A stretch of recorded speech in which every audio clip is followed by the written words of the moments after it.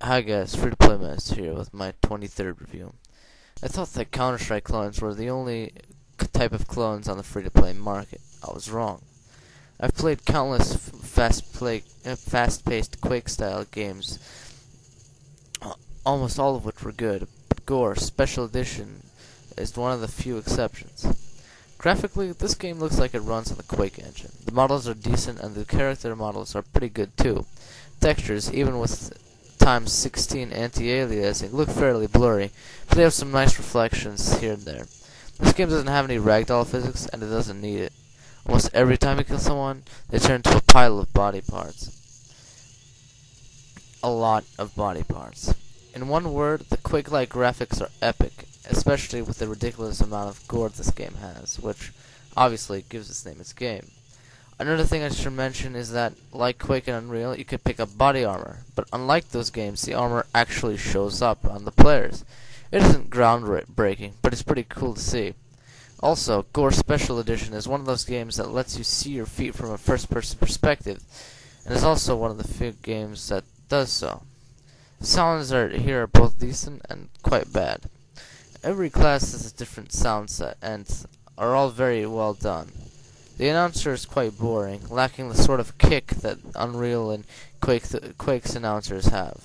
For the most part, weapons sound as equally lethal as they are, but some weapons, like the minigun, sound pretty weak and unconvincing, but that's fairly forgivable here. Gameplay here is similar to Urban Terror. It is both fast-paced yet realistic at the same time. You cannot bunny hop around the map endlessly as you would in other games. Every jump uses a bit of your stamina bar, which takes a while to refill. Falling off a tall building will take away a lot of your health, and you can't jump particularly high here either. Movement speed is fast and the weapon damage is high, and all the weapons feel equally deadly. You can pick up all your gear on the maps you play on, and you can also spawn with different types of gear by selecting a class to spawn with. Now, here comes the negatives of this game. First off, you can strafe left to right and move forward, but you can't move backwards. In a slowest-paced game, this could be potentially acceptable, but in a game with a fast pace like this, backwards movement is a necessary must, and the lack of it is an incredible problem. Another problem that is less serious, but worth mentioning, is that the default key setup is quite uncomfortable to play with, or at least it was for me. Jumping was mapped to the second mouse button as opposed to the space bar. Using a sniper rifle scope was mapped to the right shift key.